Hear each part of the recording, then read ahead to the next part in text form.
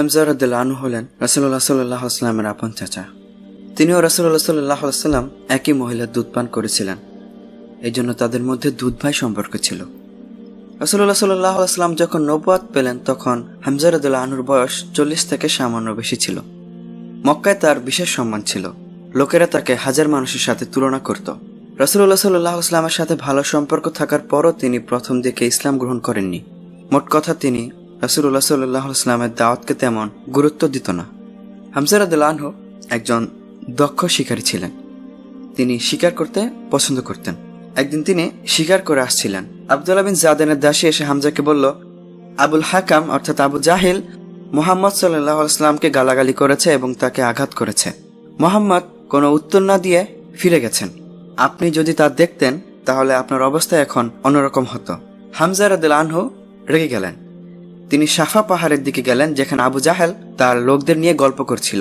হামজা আবু জাহেলকে তার ধনুক দিয়ে আঘাত করলেন, ফলে আবু জাহেলের মাথা থেকে রক্ত বের হলো।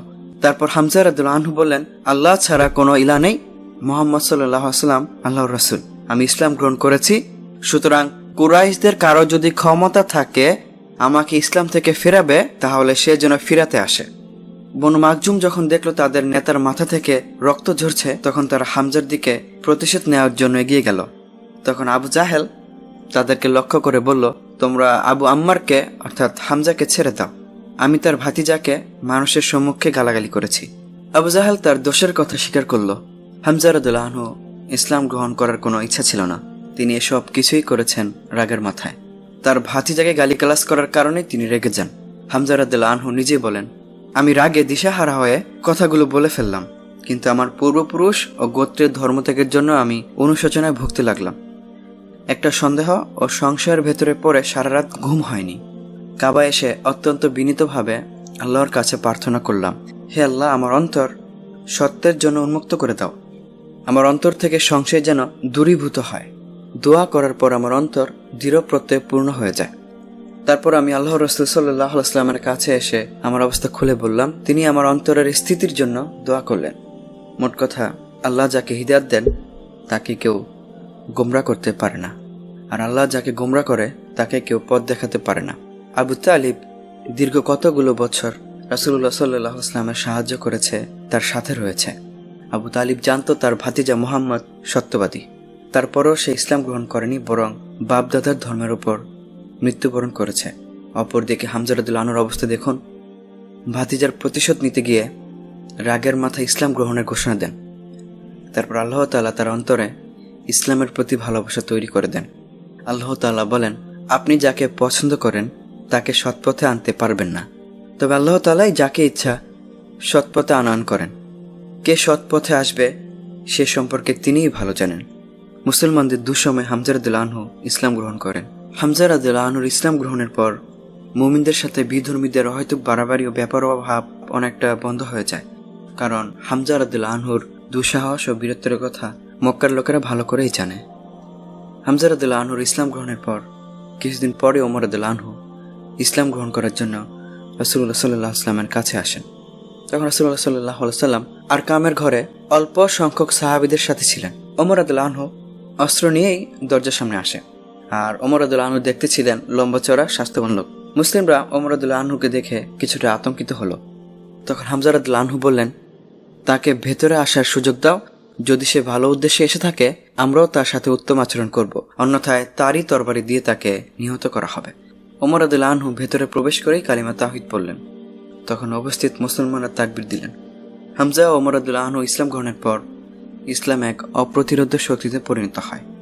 রাসূলুল্লাহ সাল্লাল্লাহু আলাইহি ওয়াসাল্লাম মদিনায় হিজরত করার পর ইসলামের প্রথম পতাকা তার চাচা হামজা রাদিয়াল্লাহু আনহুর হাতে তুলে দেন।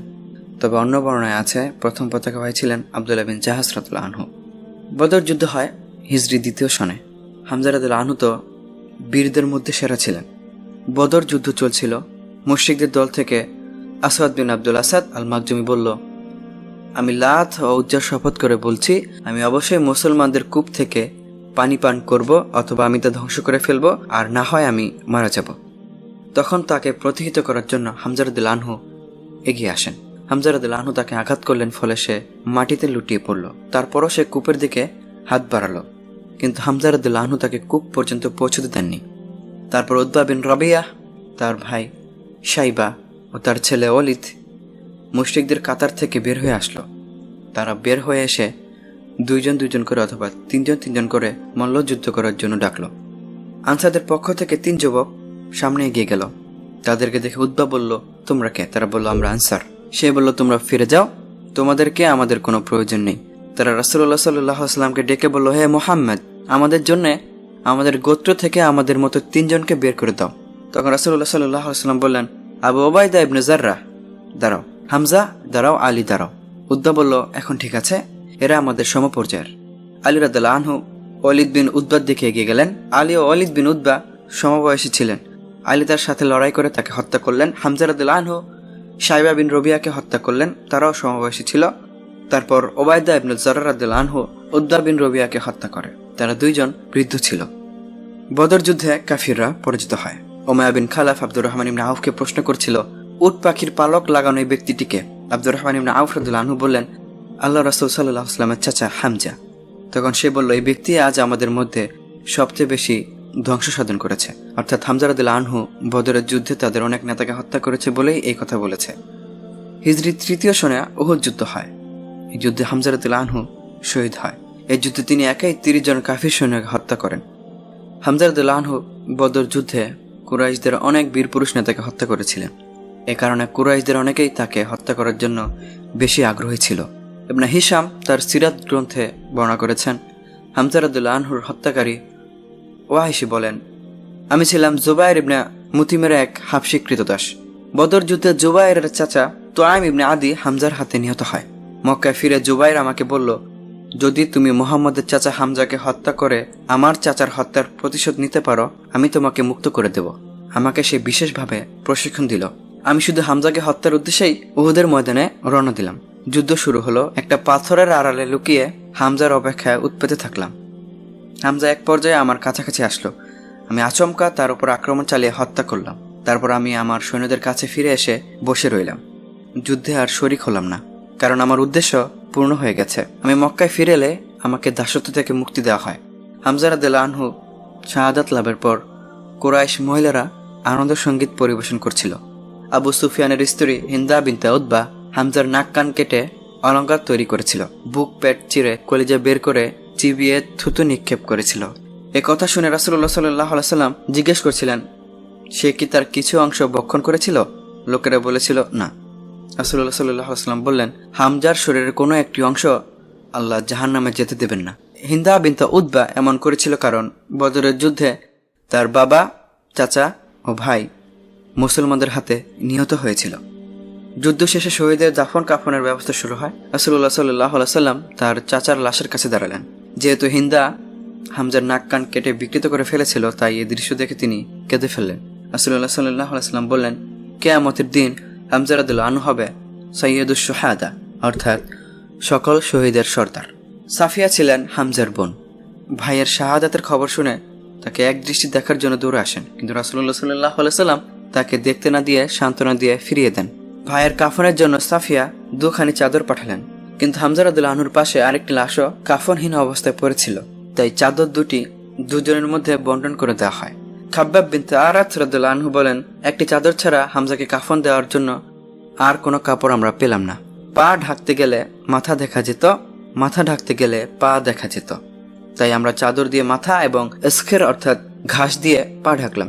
হামজার হত্যাকারী ওয়াহিশি মক্কা বিজয়ের পর ইসলাম কবুল করে রাসূলুল্লাহ সাল্লাল্লাহু আলাইহি ওয়াসাল্লামের খিদমতে হাজির হলেন।